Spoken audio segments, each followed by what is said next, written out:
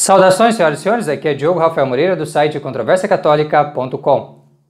Nesta aula de doutrina cristã, o nosso assunto é o primeiro mandamento da lei de Deus.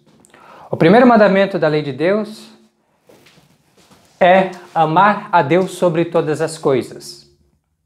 Esta é a substância do mandamento. Nosso Senhor no Evangelho ele vai dizer, quando lhe perguntam qual é o maior mandamento, ele vai dizer o maior mandamento, o primeiro e o máximo mandamento é amarás o Senhor teu Deus de todo o teu coração, de toda a tua alma, de todo o teu entendimento. Este é o primeiro e máximo mandamento. Então nosso Senhor dá essa resposta e nós sabemos que este aqui, amar a Deus sobre todas as coisas, é a substância daquilo que está em primeiro lugar na lei antiga. Na primeira tábua da lei antiga, aquela que fala sobre Deus, a primeira ordem é substancialmente esta. Em resumo, o que é?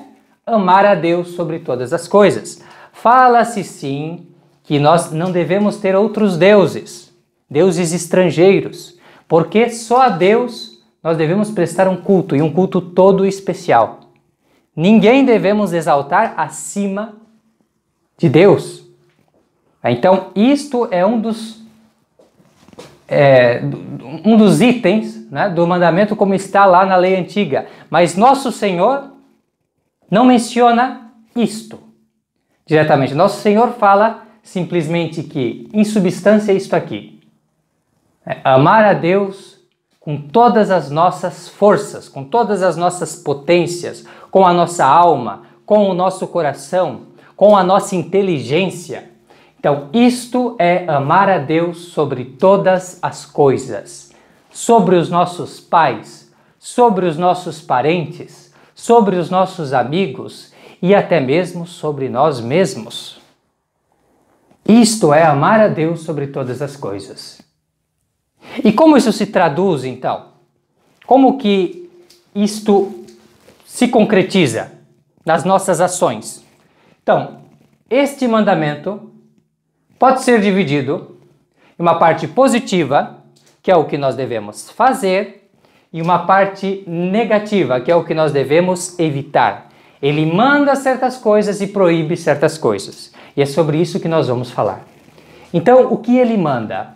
Ponto de vista positivo. Então, ele manda prestar a Deus o culto devido. Qual é o culto que é devido a Deus e somente a Ele?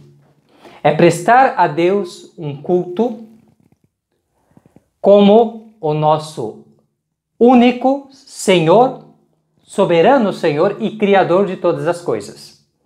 Então, este é o culto que se deve a Deus somente. É um culto a Deus enquanto nosso Criador e nosso soberano Senhor. Isso é o que Ele manda. E como é que nós faremos isso? E aqui então nós temos a primeira distinção.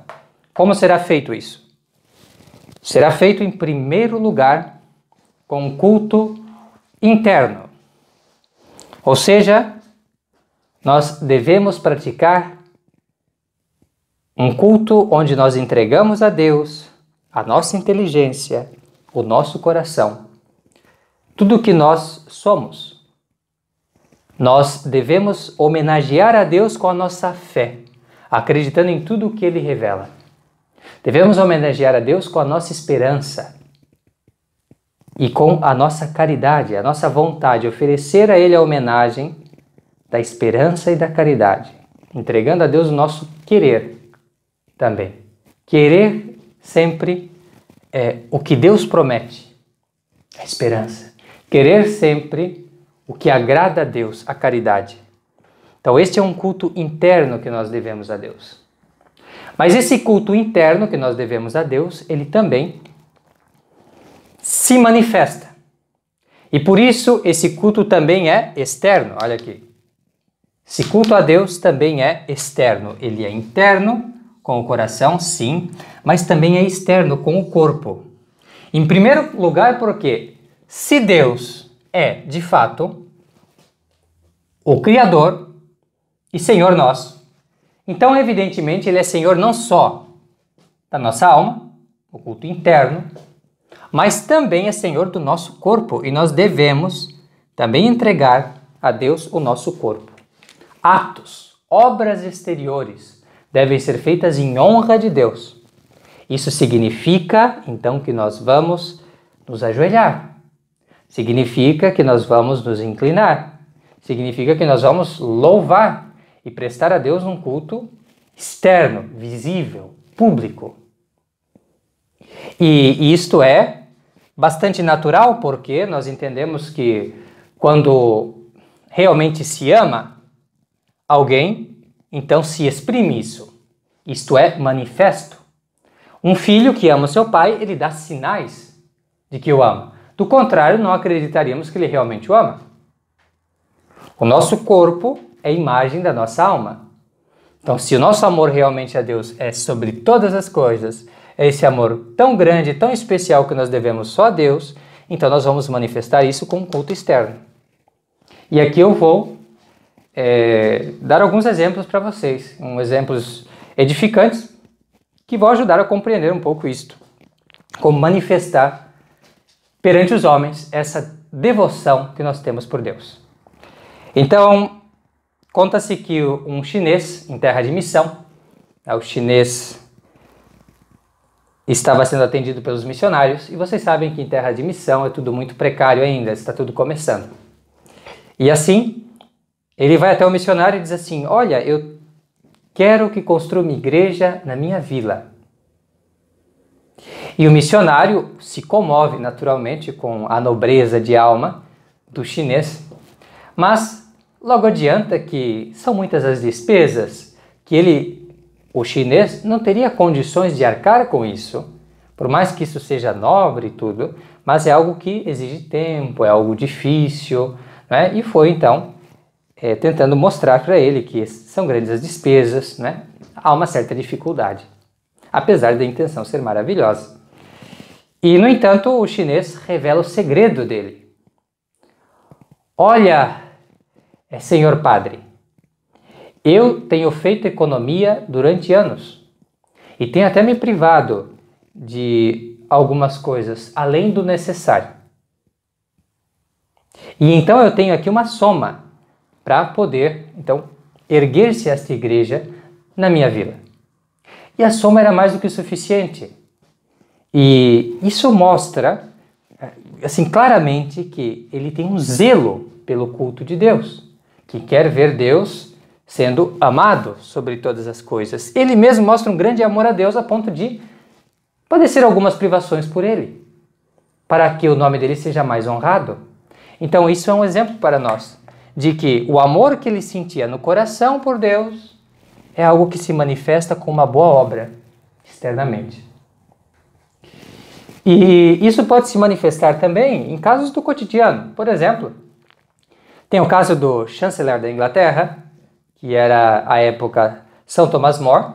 São Thomas More foi mártir, morreu por nosso Senhor Jesus Cristo, deu uma grande prova também de que o amava perante todos, porém, ele também já fazia grandes coisas por Deus, demonstrava esse amor por Deus antes, e isso nós temos numa história onde conta que ele estava na igreja, piedosamente assistindo a Santa Missa.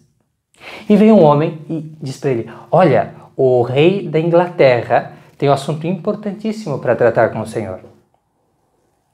E ele, que era o primeiro-ministro da Inglaterra, nem se mexeu. Espantoso. E saiu este homem então e logo veio outro.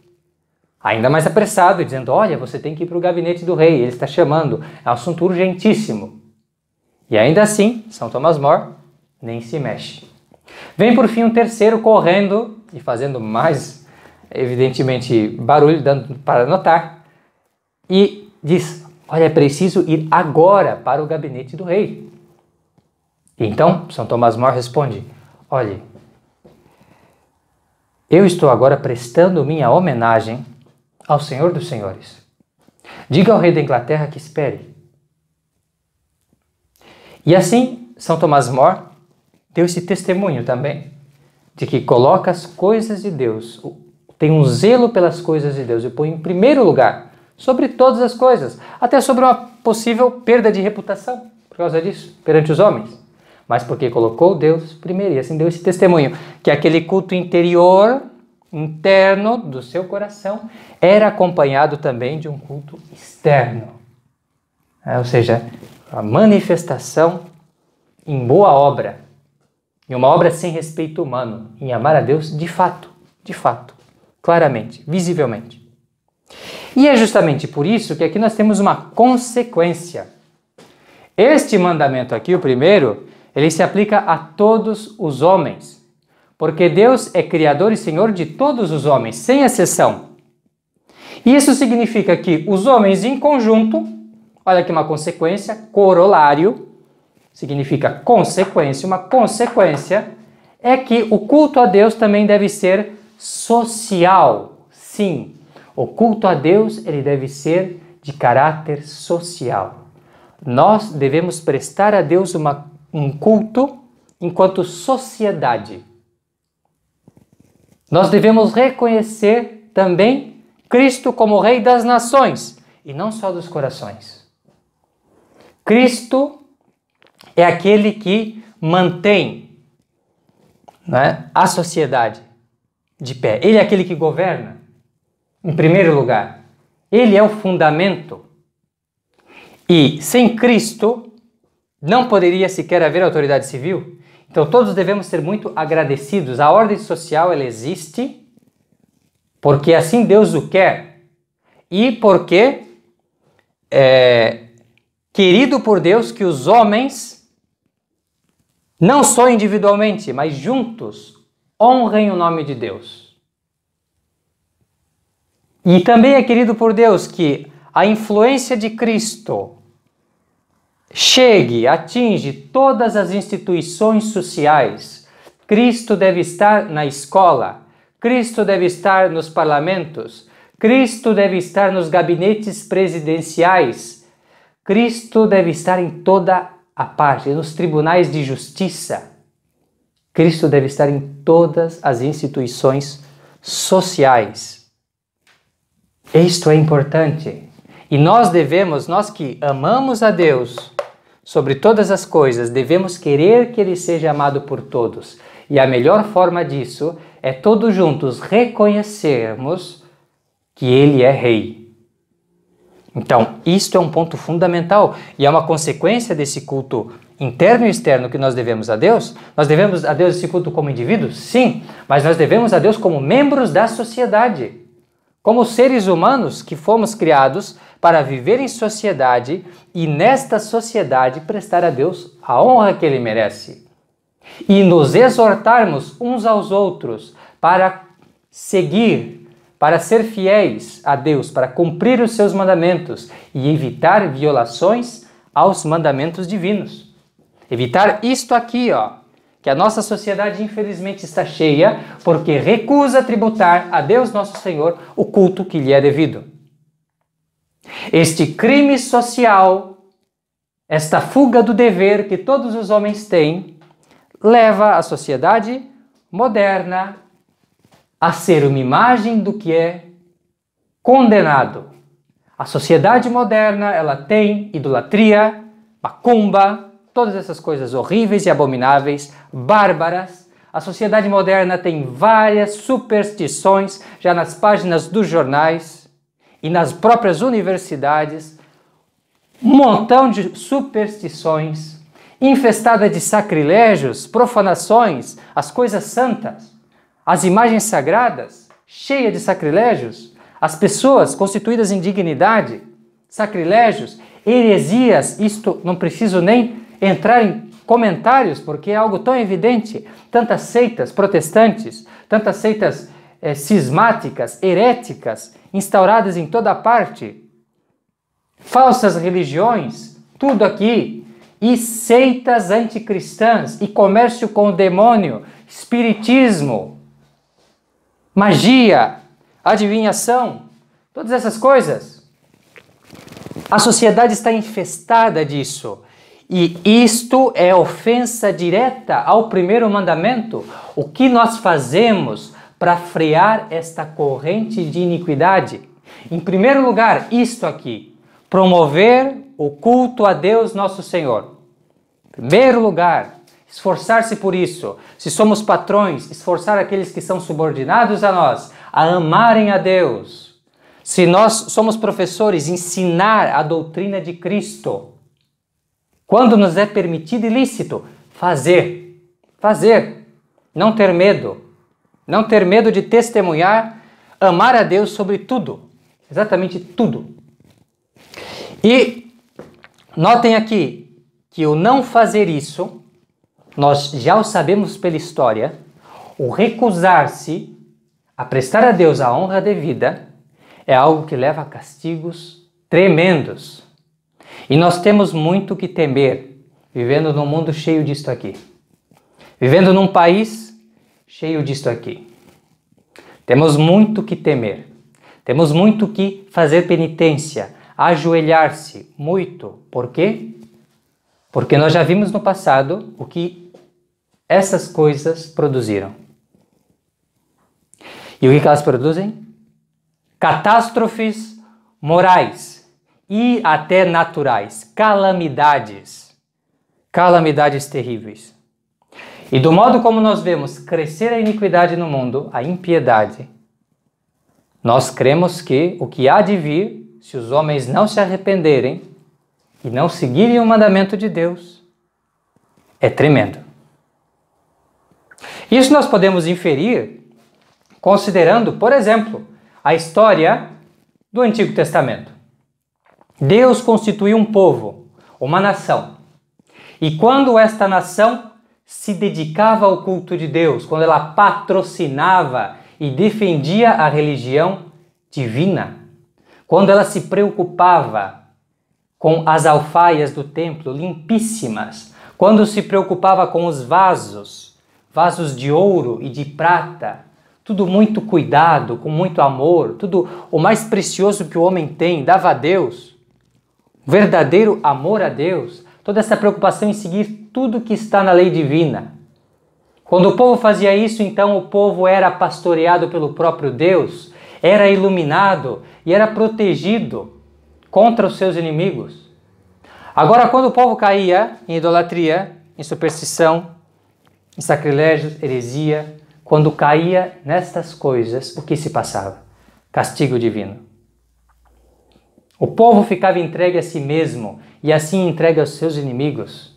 E coisas terríveis, tremendas aconteceram por causa dessa infidelidade. Nós que amamos o nosso país, nós que queremos honrar o nosso país sendo bons cidadãos, que melhor obra nós podemos fazer do que essa? Fazer que seja observado o primeiro mandamento da lei de Deus. E isso nós temos que trabalhar. Então, atenção, esta primeira parte positiva tem que ser para você também um programa de ação. Você, dentro do seu coração, entregar tudo a Deus, manifestar isso externamente com boas obras e procurar que Deus seja reconhecido como Deus na sociedade, na área onde você atua, no que você faz, procurar que ele seja reconhecido. E agora vamos para a nossa segunda distinção. Segunda distinção, fala-se aqui de culto direto e culto indireto. Porque, sendo o nosso amor a Deus enorme, um amor imenso, então tudo o mais que nós amamos está condicionado, subordinado, secundado de acordo com este amor a Deus. E é por isso que o que nós mais amamos é o que mais tem relação com Deus. E é por isso que seguir esse mandamento também significa amar aqueles que mais amaram a Deus. Amar aqueles que estão mais próximos de Deus. Estar maior na nossa estima até do que o amor que nós temos pelos nossos pais. Por quê? Porque nós amamos mais a Deus do que os nossos pais. Então tudo que está mais próximo de Deus é mais familiar de Deus, é mais familiar a nós mesmos do que o amor que nós deveremos aos nossos pais. Que culto é esse que eu estou falando? Bom, eu estou falando do culto indireto que nós devemos, porque nós amamos a Deus, aos santos. Isso inclui em primeiro lugar a Virgem Santíssima. Nós chamamos o culto à Virgem Santíssima de culto de hiperdulia. Um grande louvor à Virgem Santíssima. Por quê? Porque a Virgem Santíssima é, sobretudo, mãe de Deus. Sim, ela é mãe de Deus, é mãe de Jesus Cristo, que é verdadeiramente Deus. Deus e homem verdadeiro. Como diz Santa Isabel, mãe de meu Senhor, o meu Senhor e Criador. A Virgem Maria recebeu esta grande honra, ela está muito próxima de Deus. Está muito próxima de Deus. E por isso eu amo especialmente a Virgem Santíssima. Especialmente um culto de hiperdulia. Depois da Virgem Santíssima vem quem? Vem São José. Estava tão próximo de Jesus. São José, particularmente, teve esse privilégio de ser pai adotivo de Nosso Senhor e de ser protetor de Jesus e de Maria. Isso faz nós temos por São José um culto de protodulia. Protodulia, o culto devido a São José. São José. E prosseguimos então agora com o culto aos santos. Os santos é um culto aos amigos de Deus e nossos grandes intercessores. Esse culto é de dulia, simplesmente. Dulia. O louvor que nós devemos a eles. Por quê? Porque eles são próximos de Deus. E o que acontece se eu recusar a estas pessoas, estas criaturas excelentes de Deus, esses seus servidores, o devido culto? O que acontece? Eu ofendo a Deus e eu transgrido o primeiro mandamento. É isso mesmo, meu amigo. Você transgride o primeiro mandamento. Por quê? Porque é a mesma coisa, olha esse exemplo, é a mesma coisa que você tem um familiar e um ministro do rei. Você tem o seu familiar e o seu ministro e você, não está nem aí para ele. Ele está na sua frente, e você não está nem aí. Você não dá atenção. Então, isto desonra o próprio rei. Isto desonra o próprio rei.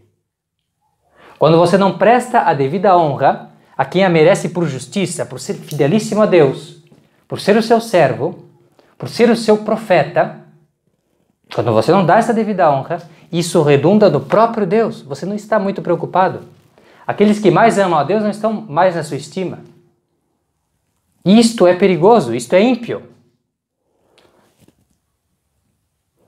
E aqui nós vemos que este culto indireto, nós temos aqui o culto direto, o culto de latria, que se deve a Deus como nosso Senhor e Criador, isso nós já vimos aqui. Nós vemos que esse culto indireto, aqui, culto de hiperdulia a Nossa Senhora, o culto de protodulia a São José e o culto de dulia aos santos e anjos, é algo que nós encontramos no Velho Testamento. Abraão, Ló, Josué se prostram por terra diante dos anjos que o Senhor lhes enviou. E eles se prostram por terra diante dos anjos porque eles vêm em nome de Deus. Aqui, que nós amamos sobre todas as coisas. Por ser o ministro de Deus, então, se inclinam em reverência. E essa reverência não é devida só a anjos, mas também é devida a homens. Por exemplo, nós temos o caso dos livros dos reis de Elias. Elias que é reverentemente venerado pelo oficial de Acabe, que vem lhe dar uma mensagem, e ele, sabendo que era um profeta de Deus, reverentemente se prostra por terra. Prostrar por terra, meus amigos, é um sinal no Velho Testamento de adoração. E, de fato, está acontecendo ali a adoração a Deus, mas indiretamente. Você está ali dando um sinal de respeito àquela pessoa, porque é uma pessoa que está relacionada com Deus, é uma amiga de Deus, é um ministro de Deus. E nisto, você honrando aquele que Deus envia, honrando aquele que serve a Deus, você está honrando o próprio Deus. Porque tudo que você ama nesta pessoa, na verdade, é porque é querido por Deus. Você a honra por causa de Deus. Uma questão de justiça. Então, novamente, aqui nós temos a necessidade de prestar um culto indireto, e isso está na Sagrada Escritura. Também tem o caso, aliás, de Eliseu. Os filhos dos profetas reverentemente também se prostravam diante de Eliseu. Por quê? Porque eles o consideravam Deus? Obviamente não, mas porque o consideravam servo de Deus. Exteriormente o gesto é igual, ele está ali, prostrado por terra, como se o próprio Deus tivesse se manifestado. Mas, na verdade, ele está se prostrando diante de um profeta, de um ministro de Deus, justamente em consideração de que ele vem em nome de Deus. Ele ama o profeta porque o profeta é de Deus. Então, isso é amar a Deus. Amar, em primeiro lugar, as coisas que Deus ama, que Deus estima. E Deus estima sobremaneira os seus santos e os seus anjos. E por isso nós estimamos também. E lhes damos o devido louvor. Não louvamos como se fossem Deus, obviamente. Ninguém está dizendo que, por exemplo, Elias ou Eliseu era o nosso Criador e Senhor. Isso seria absolutamente ridículo. Isto seria idolatria. Mas nós não estamos fazendo isso. Nós estamos os honrando enquanto amigos e servos de Deus. E isto é justo, digno e, digo mais, necessário. Se você não faz isso, porque você realmente não está amando Deus sobre todas as coisas. Bem, continuamos. Também há um culto absoluto ou relativo. Então, esse culto direto que nós devemos a Deus, que nós devemos indiretamente a Nossa Senhora, a São José, aos santos e anjos, ele pode ser diretamente a essas pessoas, como nesse caso, por exemplo, diante de Elias, diante de um anjo enviado por Deus, diante de Eliseu, bem, pode ser, né? Para a pessoa, se está aqui na nossa presença, mas também pode ser por meio relativo, ou seja, através de algo que lembre, que represente aquela pessoa. E aqui, novamente, se nós não temos o devido cuidado com isto, nós corremos o risco de ser ímpios e de descumprir este mandamento. Se, por exemplo, a bandeira do rei, a roupa do rei, as coisas que representam o rei não lhe são queridas, para você tanto faz, você chega a ponto até de rasgar isto, então você manifesta ódio a Deus. Ao rei, no caso do exemplo. Mas o rei aqui é muito claro, representa Deus. A mesma coisa são as imagens de Nosso Senhor, por exemplo. E dos seus santos também que se referem a Ele. Então, dos seus santos, da vida de Jesus, de Nossa Senhora, essas imagens que simplesmente representam essas pessoas. Se nós as tratamos, ou melhor, destratamos, quebramos, profanamos, nós cometemos um sacrilégio, evidentemente, e descumprimos esse mandamento aqui. Porque essas imagens e essas coisas, esses quadros, eles são apenas uma referência relativo às pessoas.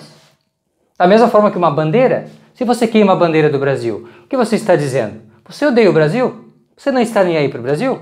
Isso é ofensivo? Evidentemente, e é ofensivo para Deus, quando os iconoclastas, as pessoas que não gostam das imagens de Deus ou dos santos de Deus, fazem esse ato abominável de quebrar as imagens. É um gesto de ódio, de ruptura, de revolta contra as coisas sagradas, contra as criaturas de Deus, que são amadas por Deus, os servos de Deus, contra as graças que Deus infundiu neles. Quis fazer isto. Então, isto é gravíssimo. Quando se quebram imagens de Nosso Senhor, quando se quebram imagens de Nossa Senhora, quando se quebram imagens dos santos e dos anjos, isto é revoltante.